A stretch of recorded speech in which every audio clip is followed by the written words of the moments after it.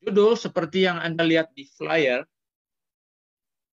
renungan kita adalah doa Daniel menghadapi bencana. Contoh bagi kita semua.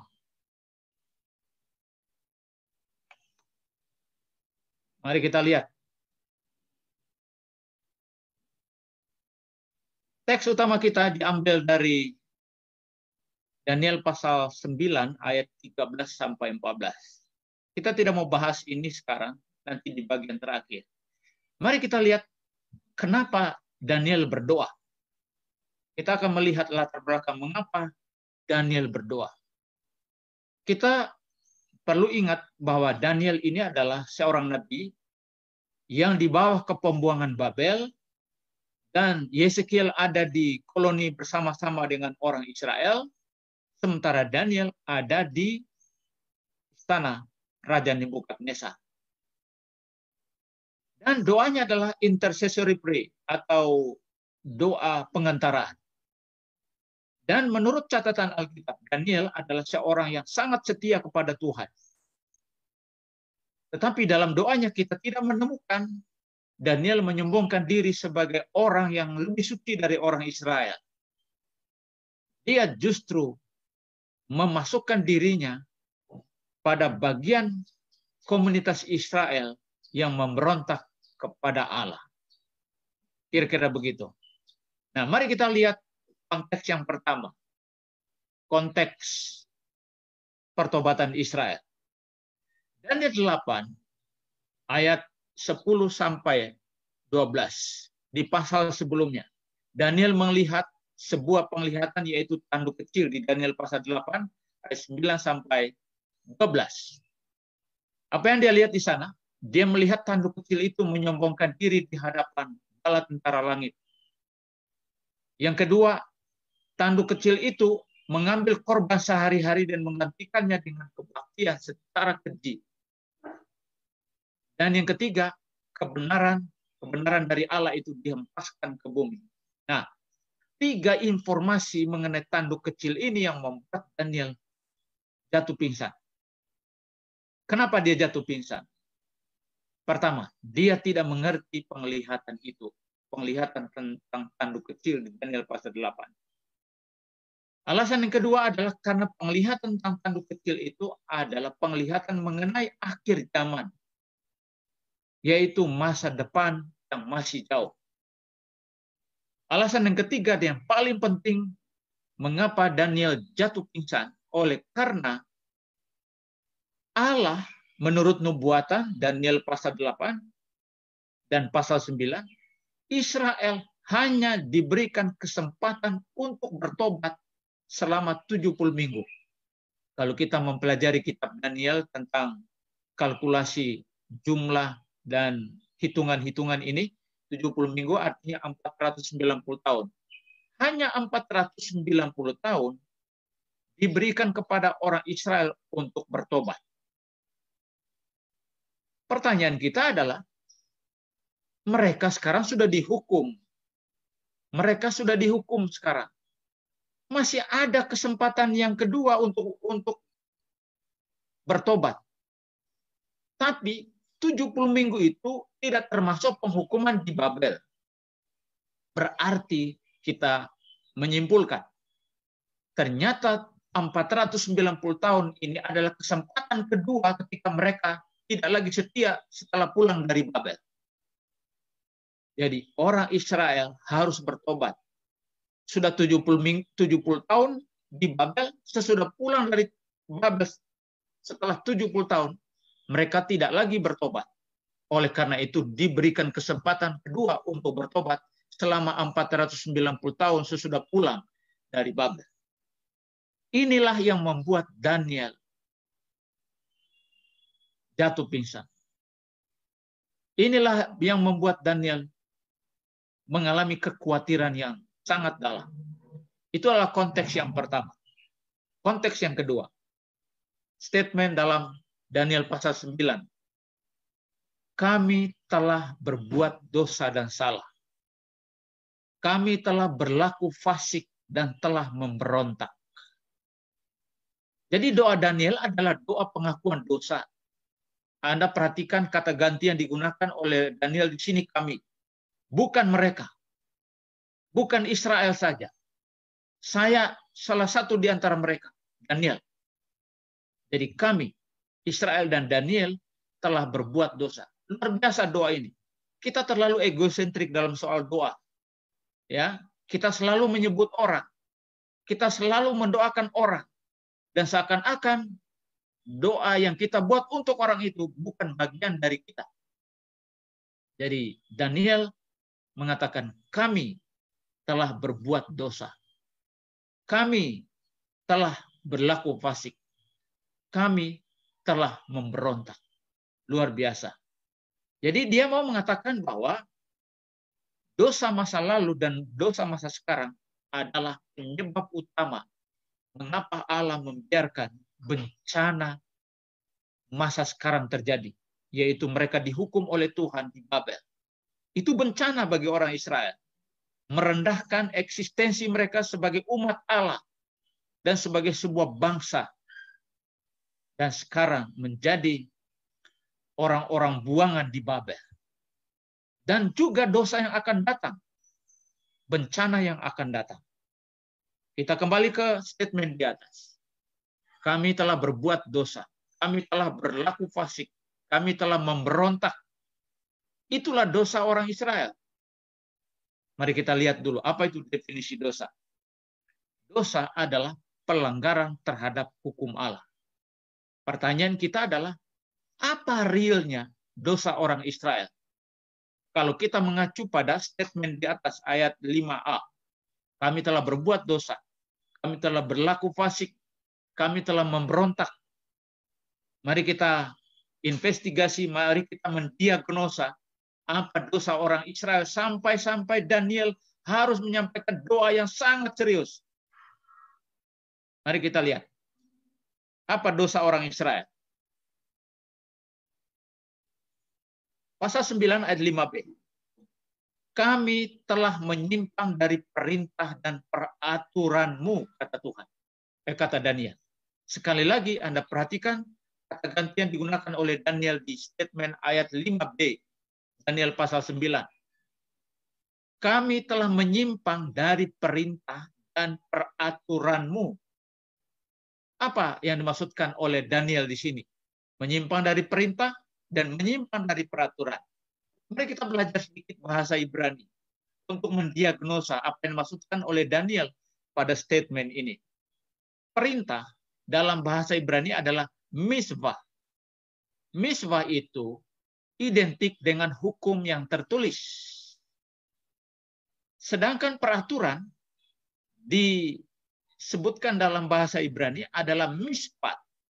Nah, kita menemukan dua istilah di sini, misvah dengan mispat. Misvah adalah hukum yang tertulis. Sedangkan mispat atau justice juga bisa diterjemahkan adalah hukum yang diungkapkan dalam praktek hidup. Anda perhatikan sekarang. Jadi kata kunci ini membantu kita untuk mengerti ungkapan Daniel, kami telah menyimpang dari perintah-Mu dan peraturan-peraturan-Mu. Artinya apa? Jika kita memahami istilah perintah dan peraturan sebagai turning point dosa orang Israel, maka kita menemukan implikasi. Jika misvah adalah hukum yang tertulis dan mispat adalah hukum dalam praktek, maka dosa orang Israel adalah mentaati hukum tanpa perubahan hidup. Mentaati misvah tanpa perubahan mispat. Ini yang disebut dengan melanggar hukum Allah. Melanggar hukum Allah. Jadi kalau kita, siapa orang Israel? Orang Israel adalah pemelihara hukum, tapi dibawa ke pembuangan. Lalu mengapa mereka dibawa ke pembuangan? Kalau mereka adalah pemelihara hukum. Mereka memelihara misvah, tapi tidak memelihara mispat. Mereka memelihara hukum, tapi hukum itu tidak berbanding lurus dengan praktek hidup. Nah, inilah yang disebut oleh beberapa ilmuwan legalisme keagamaan. Implikasinya adalah kehidupan yang berubah, mispat itu adalah refleksi dari penurutan yang benar terhadap hukum atau misbah. Dengan kata lain, penurutan hukum menghasilkan reformasi yang menyeluruh. Dan yang saya mau katakan, Israel gagal pada poin ini. Pada poin ini juga kita boleh membuat sebuah pertanyaan retorik. Apakah kita sebagai pemelihara hukum diselamatkan oleh Allah? Ini pertanyaan sukar untuk dijawab. Tapi refleksi kita hari ini, Daniel pasal 9 ayat 5b, menegaskan bahwa penurutan hukum itu harus menghasilkan sesuatu. Sesuatu adalah reformasi kehidupan seseorang selama 6 hari. Sabat, kita pemelihara hari Sabat. Tapi pemelihara hari Sabat harus mengubah kehidupannya selama 6 hari. Jika tidak, kitalah yang disebut oleh Daniel, kami telah menyimpang dari perintah dan peraturan. Dalam Daniel pasal 9 ayat 10 dan 11, Daniel menggunakan istilah yang lain. Istilah yang lain dari pernyataan tadi, menyimpang dari perintah dan peraturan, yaitu melanggar hukum dan berlaku murtad. Pertanyaan kita yang menjadi pembaca kitab Daniel yang mendengarkan renungan ini, masih adakah fenomena kekristenan seperti ini pada zaman kita? Kita bisa menjawabnya masing-masing. Jika kita berada pada level orang Israel, yaitu telah menyimpang dari perintah dan peraturanmu, inilah saatnya untuk membuat refleksi, menghitung kembali, melihat kembali perjalanan masa lampau kita. Dosa kedua orang Israel. Kita sudah menemukan, kita sudah mendiagnosa dosa pertama orang Israel, yaitu hukum Tuhan tidak berbanding lurus dengan kehidupan mereka. Dosa yang kedua, ayat yang ke-6. Kami tidak taat kepada hamba-hambamu para nabi yang telah berbicara atas namamu kepada raja-raja kami, kepada pemimpin-pemimpin kami. Apa dosa kedua orang Israel? Tidak taat kepada para nabi. Raja diangkat, maksud saya raja diangkat oleh Allah untuk menjadi raja atas Israel, menjadi pemimpin Israel yang merupakan sebuah negara teokrasi. Di sisi yang lain, Tuhan juga mengangkat para nabi sebagai mediator, sebagai pengantara untuk menyampaikan maksud dari rencana Allah kepada Israel melalui pemimpin mereka, melalui raja mereka. Apa problemnya? Problemnya adalah peran nabi di Israel yang bertujuan untuk menyampaikan nubuatan tentang nasib masa depan orang Israel. Israel tidak memiliki sensitivitas rohani terhadap pekabaran disampaikan oleh nabi. Kepekaan rohani. Sehingga orang Israel sangat jarang percaya tentang kedatangan Yesus yang pertama kali. Sama dengan kita. Berapa orang yang percaya sekarang bahwa Yesus akan datang kedua kali? Mungkin cuma gereja Advent. Berapa orang yang percaya dan bisa membaca zaman bahwa bencana-bencana dan pandemi yang dialami dan fenomena sosial yang kita alami, fenomena politik yang kita alami, itu adalah tanda-tanda kedatangan Tuhan. Berapa orang percaya? Nabi-nabi ribuan tahun dalam perjanjian lama. Nabi-nabi dan rasul di perjanjian baru. Ribuan tahun, ini sekarang 2000 tahun sesudah Kristus. Dengungan tentang fenomena politik, fenomena ekonomi, penyakit sampar adalah tanda-tanda kedatangan Tuhan. Berapa orang yang percaya dengan pekabaran ini? Hanya sedikit. Dan Israel kehilangan momentum pada poin ini. Inilah sebabnya Tuhan menghukum mereka. Apa dosa mereka? Tidak taat kepada hamba-hambamu para nabi yang telah berbicara atas namamu kepada raja-raja kami, kepada pemimpin-pemimpin kami. Zaman modern tidak lagi percaya itu pendeta. Karena pendeta itu pendidikannya cuma sarjana teologi atau master teologi, tidak memahami ilmu yang lain. Kita mendowngrade peran pendeta, peran hamba Tuhan dalam jemaat. Kita mendowngrade peran nabi di dalam gereja kita. Itu adalah dosa yang ditunjukkan oleh Nabi Daniel kepada orang Israel. Saya membuat contoh bagaimana orang Israel tidak mendengar Nabi. Dalam Yeremia pasal 7 ayat 4-7. Yeremia mengadakan khotbah di pintu gerbang bait suci. Jangan lupa, Yeremia adalah nabi sebelum Daniel.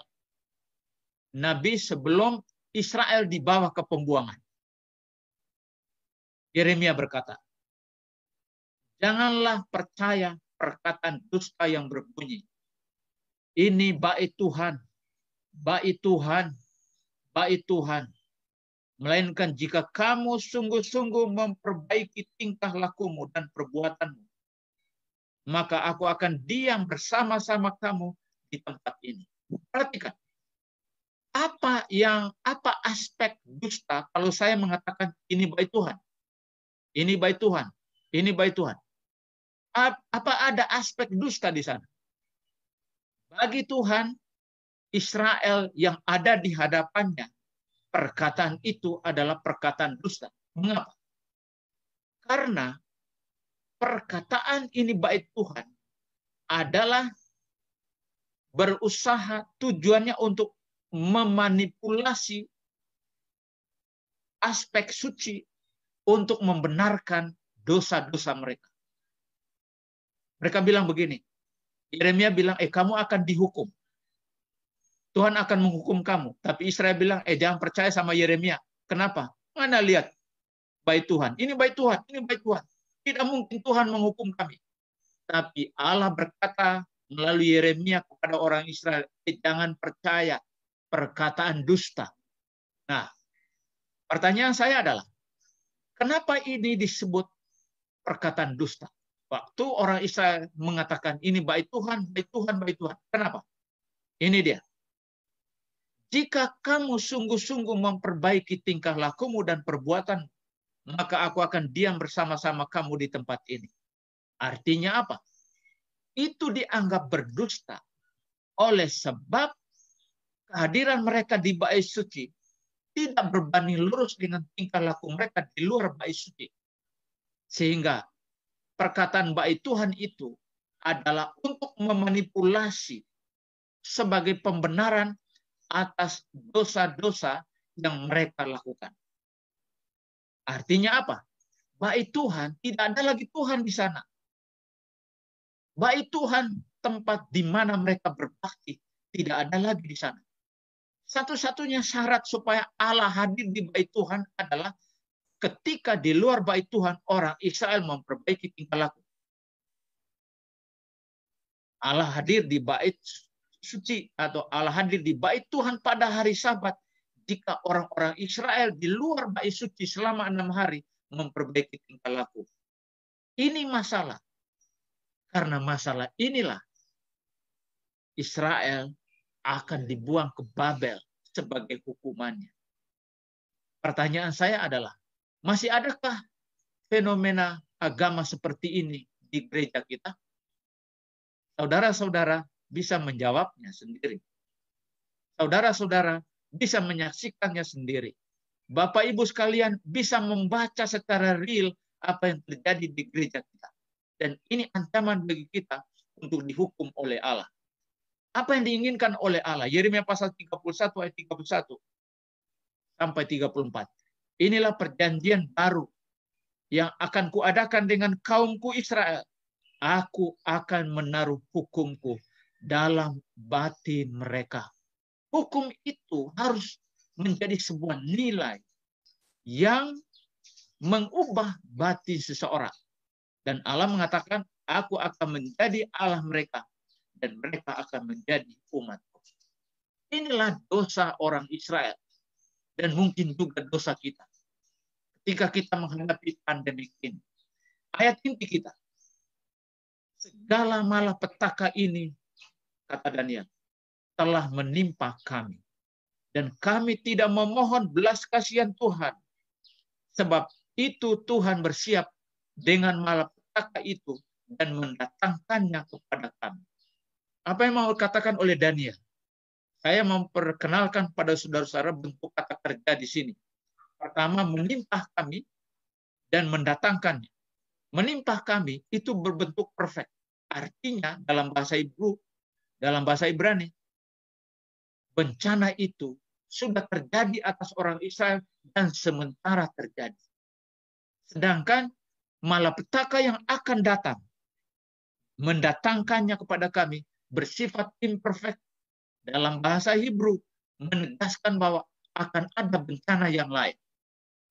Jadi, atas bencana yang sudah terjadi, dan bencana yang akan datang, Daniel menyampaikan doa permohonan dengan sebuah pengakuan, Tuhan, kami tidak memohon belas kasihan-Mu. Tidak memohon belas kasihan Tuhan kami.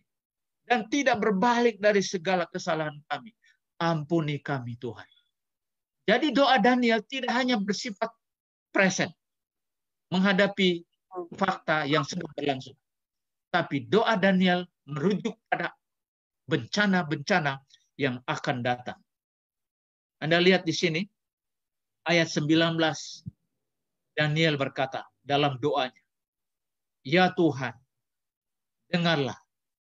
Ya Tuhan, ampunilah. Ya Tuhan, perhatikanlah. Dan bertindaklah dengan tidak bertanggung.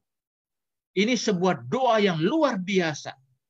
Tak henti-hentinya. Anda tahu, Daniel adalah seorang pekerja dan seorang pendoa.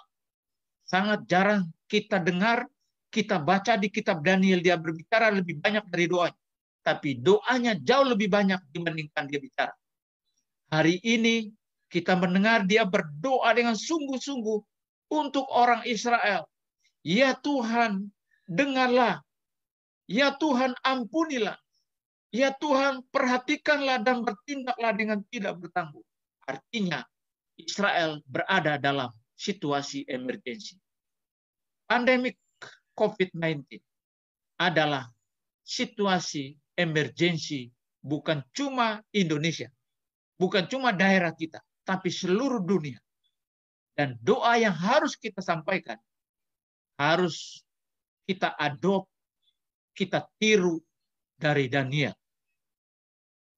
Panggilan Tuhan untuk kita pada hari ini. Saudara-saudaraku sekalian, doa Daniel adalah contoh terbaik ketika kita menghadapi bencana dan malapetaka. Apa yang dia doakan memohon pengampunan, memohon belas kasihan, memohon perlindungan. Ada sebuah kisah dalam Hakim-Hakim pasal 16 ayat 28. Itu tentang Simson. Anda tahu Simson bukan? Simson adalah seorang hakim yang diangkat oleh Allah. Tetapi dalam 4 pasal informasi mengenai Simson, kita tidak menemukan dia pernah berdoa. Dia adalah hakim-hakim yang bajingan. Apa yang kita temukan dalam kisah-kisah di buku Hakim-Hakim selama 4 pasal itu, kita hanya diperhadapkan dengan kisah-kisah cintanya dengan wanita-wanita kafir, dan juga bagaimana atraksi yang dia buat, yang dilakukan oleh Simson. Kita tidak menemukan sebuah statement, sebuah frase, sebuah informasi bahwa Simson berdoa. Tetapi pada saat terakhir dari kehidupannya, ketika dia berada di gedung itu, rambutnya sudah dipotong sebagai simbol dari kekuatannya. Dia sebelum mengakhiri hidupnya, dia hanya menyampaikan doa yang pendek. Yang saya catat di sini, ya Tuhan Allah, ingatlah kiranya kepadaku dan buatlah aku kuat. Sekali ini saja ya Allah, supaya dengan satu pembalasan ku balas kedua mataku itu kepada orang Filistin. Implikasi dari doa ini, dia mengakui dosanya selama ini sebagai seorang hakim. Kita percaya dia adalah manusia yang berdosa.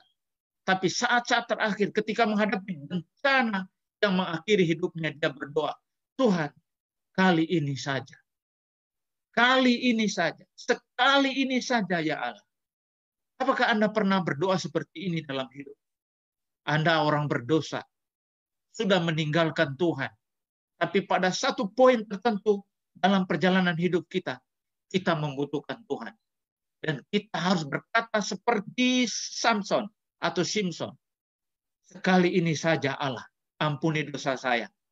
Dan balaskanlah kejahatan kepada orang-orang yang melakukan kejahatan kepadaku.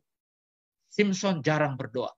Tapi dalam doanya yang terakhir ini dia mengaku dosanya. Pada bagian terakhir dari hidupnya, karena bencana besar, dia meminta belas kasihan Tuhan. Sekali ini saja ya Allah. Jika kita berada pada poin ini, pada level Samson ini, pada level Simpson ini, marilah kita berdoa seperti Simpson. Bencana yang kita alami adalah instrumen yang digunakan oleh Allah untuk membangkitkan kesadaran kita semua, untuk membuat komitmen untuk setia kepada Allah, untuk memperbaiki sistem konektivitas kita, hubungan kita dengan Allah. Inilah formula terbaik untuk menghadapi tanda-tanda akhir zaman sebelum kedatangan Kristus. Apa yang diinginkan oleh Tuhan sederhana. Saya percaya banyak yang kita inginkan dari Tuhan. Kalau kita mau daftar 10, lebih dari 100. Tapi apa yang Tuhan inginkan dari kita sangat sederhana dan sangat gampang untuk dijalankan, ditaati, yaitu kesetiaan kita kepada Allah. Baik waktu senang maupun susah. Baik waktu damai maupun waktu bencana, waktu pandemi. Hanya itu yang Tuhan inginkan dari kita sebagai anak-Nya. Tidak banyak. Tidak banyak. Saudara-saudaraku sekalian, pertanyaan saya yang terakhir sebagai refleksi untuk kita. Di mana kita menemukan taman harapan? Nama Anda adalah Taman Harapan. Tapi pertanyaan saya hari ini adalah, di mana kita menemukan taman harapan di dunia ini? Di jemaat Taman Harapan ada harapan? Belum tentu. Tapi pertanyaan saya harus kita jawab. Di mana kita menemukan taman harapan? Taman sukacita. Taman yang memberikan kita harapan masa depan. Apakah Anda menemukan taman harapan di sini? Di kampus para alumni UNCLAP ini yang penuh dengan kedamaian? Tidak. Kita tidak temukan pengharapan di taman yang Anda lihat di sini. Apakah juga kita menemukan taman harapan di tempat di mana sore hari para mahasiswa duduk untuk melepaskan kepenatan dari aktivitas akademik? Tentu tidak kita temukan di sini. Apakah kita menemukan taman harapan di sini? Di bawah pohon pinus setiap hari Sabat, mahasiswa berbincang-bincang, duduk dan membaca firman Tuhan? Tidak. Bukan. Kita tidak menemukan taman harapan di sini. Anda sebelum COVID-19, pandemi COVID-19, Anda menemukan taman-taman yang indah di Pangandaran, di Dago, Bandung, atau di Singapura. Kita tidak menemukan taman harapan di sana, sahabat-sahabatku. Apa juga Anda menemukan taman harapan seperti ini? Kebanggaan dari alumni UNCLAP. Taman di mana mereka menemukan spirit untuk belajar. Tentu tidak. Kita tidak menemukan taman harapan di sini. Apalagi yang kita temukan di sini. Apakah di sini taman harapan? Tidak, sahabat-sahabatku. Kita tidak menemukan taman harapan di screen yang Anda lihat ini. Kita temukan taman harapan di tempat di mana Yesus tunggu. Di tempat di mana Yesus tunggu kita. Yaitu tempat di rumah Anda di mana meluangkan waktu untuk berdoa. Disitulah taman harapan kita. Kita tidak bisa keluar rumah sekarang untuk menemukan taman-taman sebagai objek dari kunjungan kita pada hari-hari libur. kita melupakan taman harapan di rumah kita, tempat kita berdoa. Kita mengalami pandemi COVID-19. Banyak orang yang di PHK karena efek dari COVID-19. Di mana taman harapan kita? Yesus. Banyak usaha bisnis yang gagal. Seakan-akan kita dibawa pada sebuah poin di mana kita tidak punya harapan setelah kebangkrutan ini. Tapi masih ada taman harapan, yaitu Yesus. Di mana taman harapan ketika kita mengalami sakit berat? Di mana taman harapan ketika kita mengalami konflik internal domestik dalam rumah tangga kita? Selalu ada kawan-kawan, yaitu Yesus sendiri. Kita tidak perlu mencari sukacita di luar sana. Kita memang membutuhkan beras. Kita membutuhkan minyak goreng. Kita membutuhkan segala sesuatu yang kita butuhkan. Tapi itu bukan taman harapan yang membuat kita memiliki kedamaian. Taman harapan kita adalah Yesus. Gambar ini adalah salah satu sisi dari taman doa di kampus Ayas. Tidak sebagus yang dimiliki UNCLAP.